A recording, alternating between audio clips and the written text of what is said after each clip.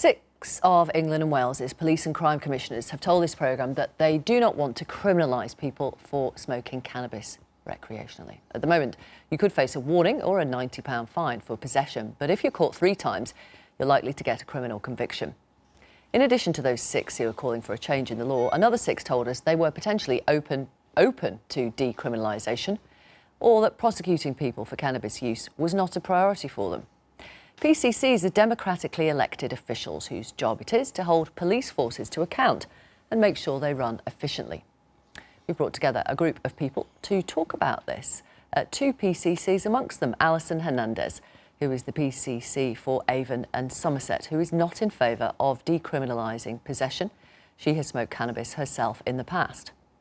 Ron Hogg, PCC for Durham, he is in favour of legalising all drugs. Janie Hamilton, is with us too.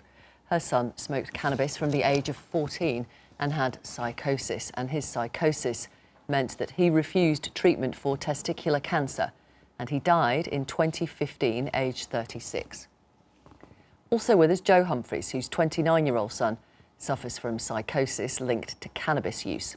Eduoard Desforges is from UK Cannabis Social Clubs.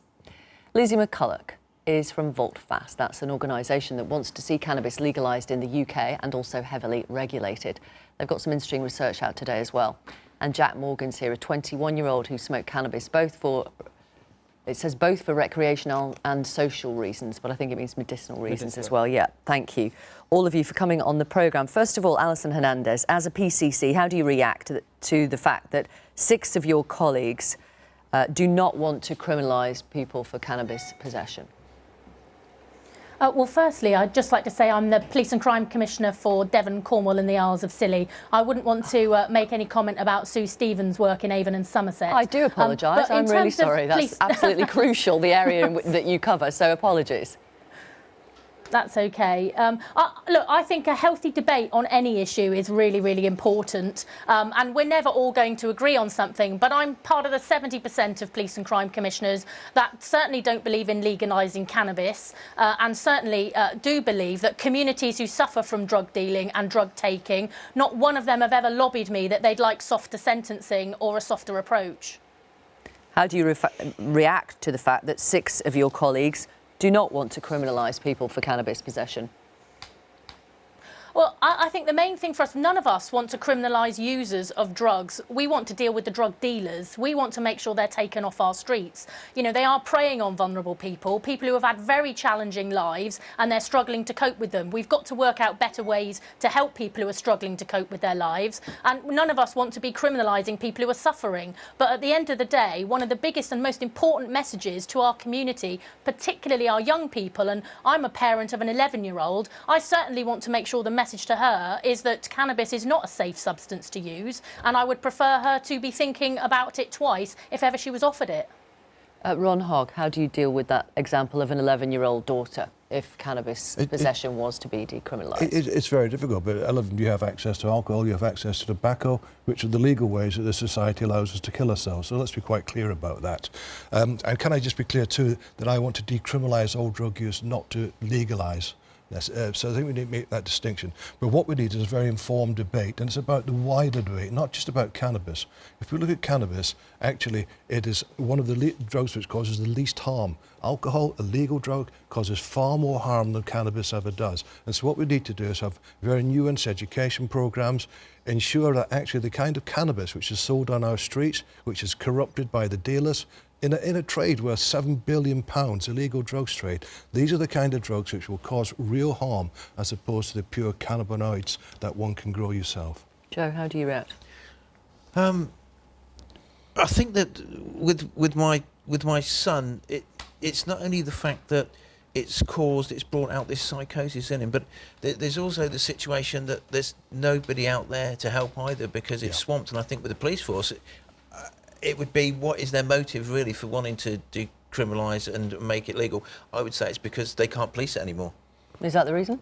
That is part of the reason, but what we are quite clear about, and the government said this in the evaluation of their own drug strategy last year, that actually arrest and prosecution has no impact whatsoever on drug usage. So in fact, that approach isn't really going to help whatsoever. And clearly my heart goes out to someone whose son suffers in that way. And we do know there's clear medical evidence. That's what I ask people to do. Look at the evidence that cannabis use by young people is likely to lead to psychosis. They are the group most at risk.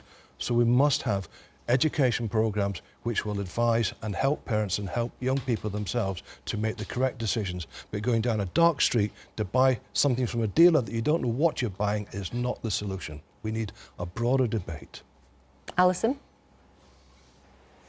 Well, I think the thing for me is around the fact that I haven't worked in any community over the last 8 years since I've been involved in elected office in some way, shape or form, where a community is demanding, where they're suffering from high levels of drug abuse in their community, that they want the decriminalisation of such a thing. This is a moral argument. It isn't just about a legal argument. And I think the important thing for me is, you know, the antisocial nature of the smell of cannabis today. I think the users who want to use it don't even consider the harm it's causing to a wider community. I've had people complain to me that their neighbours are constantly smoking it and the smell is so antisocial and it is affecting their lives. You know, this is not something that I want to be taking lightly. I think Alison needs to clarify her thinking. She just said previously she didn't want to criminalise drug users. Now she's changed her tune a little bit, and quite clearly evidence gathered by Ipsos Mori shows that 2/3 of the British population actually want a review of our drugs policy. OK, let me bring in Eduoard. Well, I mean, a point I would make is that edibles don't smell. So if we had regulated products, then you'd have a diversity of product, and that might even lead to situations where people were taking safer for them forms of cannabis. So do you know much about the cannabis that your son was taking? No. Did you have any conversations with him about drugs education? About Can't cannabis? have conversations with him because every time he sees me, he screams at me, runs But across the prior street. to that, did you have any conversations with him No. about? So you see, this is one of the problems. If you go on the government website, Ask Frank, there's very poor education around cannabis. So in a sense, whilst I don't deny that there are these situations where people consume cannabis and psychosis is correlated, although not necessarily the cause, from that usage. But if you look at places like America and Washington State, which had over 40 million cannabis transactions last year, and you compare it to a neighbouring state like Oregon, where I think in the year before last they didn't have any medical marijuana access program, there the comparison was that in Washington they had lower levels of violent crime, they had less stronger drug use, and they had less deaths as a result of all of that Jack, drug use. how did you get into smoking cannabis?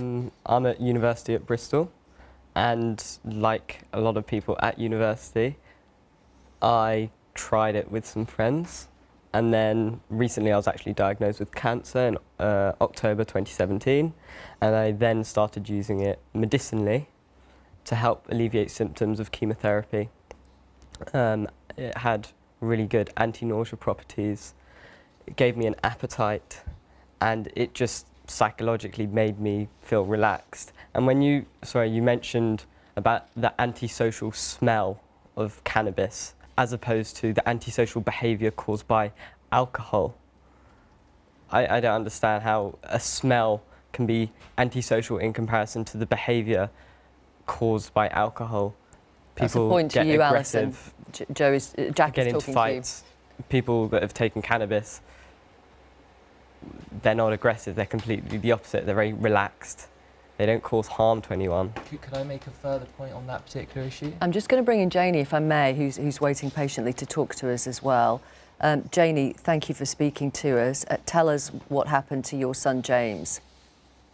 Well, unbeknown to us, James started smoking cannabis when he was 14. I wasn't looking out for signs of drug taking because it wasn't on my radar. I'd never done it myself, and this is 22 years ago. It wasn't talked about quite so much.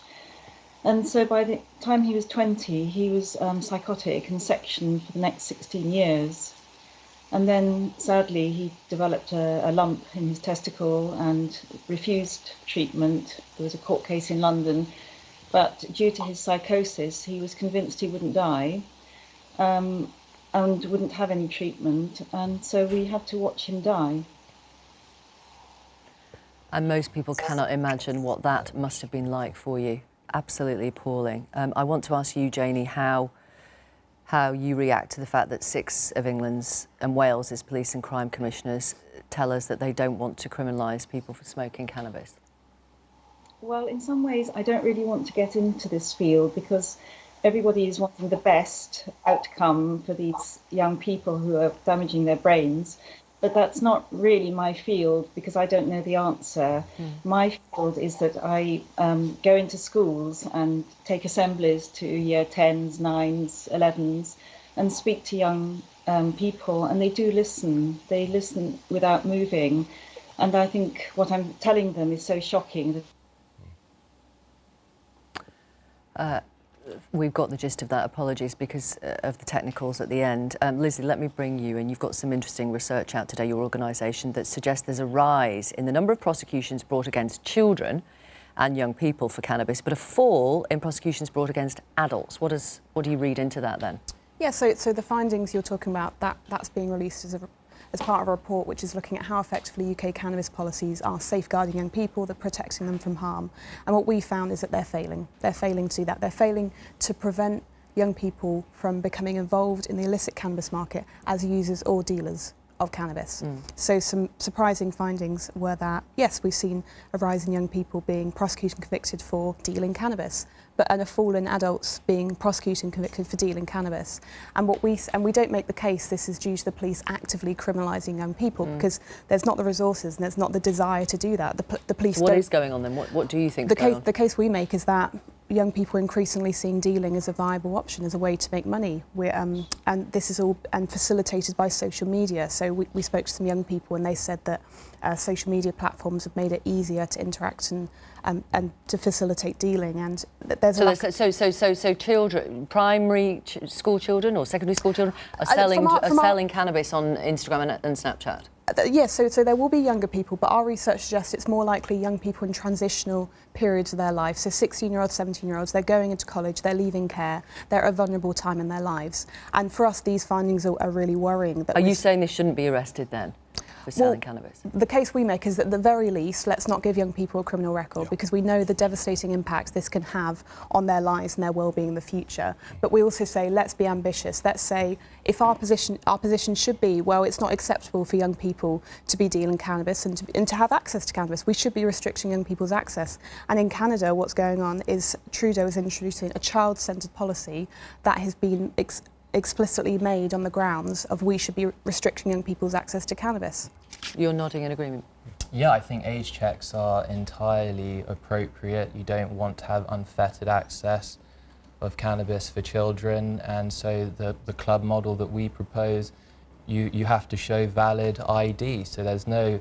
And just describe the club model as you call it. How would it work in your ideal scenario? So it's an idea from 2006 when a pan-European coalition of drug reform activists and organisations called NCOD came together with this model. It's been implemented in places like Spain. Many British tourists go to... What is it? Describe it.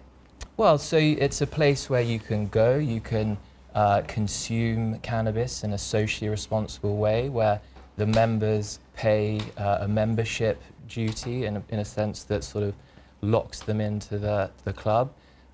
They can procure cannabis of a safe, high quality, where profit isn't the main concern. It's grown by the members, for the members. And it's a very safe method of accessing cannabis away from the traditional black market and greater drug market. But they are illegal, and there are, what, dozens across the country? Well, in Spain they're not illegal. No, in this country, here they are. Yeah. Well, yes, I suppose. But none have ever been raided. The thing is, that's the point, is that, it's a victimless crime, and cannabis users are not violent. And, the point I wanted to make... Alison Hernandez is shaking her head in disagreement when you say it's a victimless crime. Cannabis users that get psychosis are violent. Well, go on, Alison. If I can respond at some One of the point. things in my area, there is a national priority at the moment by government, and us as there's a number of police and crime commissioners, the majority, that are concerned about road safety and deaths on our roads. I'd be really interested to know if there's a policy that if you go to one of these cannabis clubs, that you are definitely not going to be driving there and back. You know, these are extra safeguarding issues that we've got in our society, where there are literally people dying on our roads, and we need to make sure that drinking and drug driving are absolute no-no. Let me read some messages from people watching you talk from around the country. Tim on email, do we really want to live in a society where the use of drugs becomes commonplace? I have no problem with cannabis use to help medical conditions, but thousands, maybe hundreds of thousands more would take it up if made legal. On Twitter, Average Man says, completely agree regarding cannabis use / possession should be decriminalised. Police cannot deal with proper crime. Why spend precious resources on this? Decriminalisation would remove the crime incentive. Same principle should apply to all drugs. Miss Perry on email, those PCCs in favour of decrim madness, need a serious wake-up call. All trained and qualified drugs counsellors readily confirm cannabis is a gateway drug to harder substances. Ken says medicinal use of cannabis for MS, epilepsy has my full support. However, recreational use here in the Netherlands has a very dark side as well. The new strong strains can have devastating effects on mental health. Seen it in close circles, and the cannabis lobby is in denial at the downsides in order, like any business, to protect its profits. Proceed with caution. We're going to leave it there. Thank you very much. Let me read you this Home Office statement. It says the trade and possession of recreational cannabis is illegal in the UK regardless of where you use it. Scientific and medical evidence is clear that recreational cannabis use can cause harm to individuals and society. How police choose to pursue investigations is an operational decision for chief constables, but we're clear that we expect them to enforce the law. This news just coming into us from Westminster Magistrates Court. The Spurs goalkeeper Hugo Lloris has pleaded guilty to 1 count of drink driving. Hugo Lloris, Spurs goalkeeper, has pleaded guilty in the last couple of minutes at Westminster Magistrates Court to 1 count of drink driving.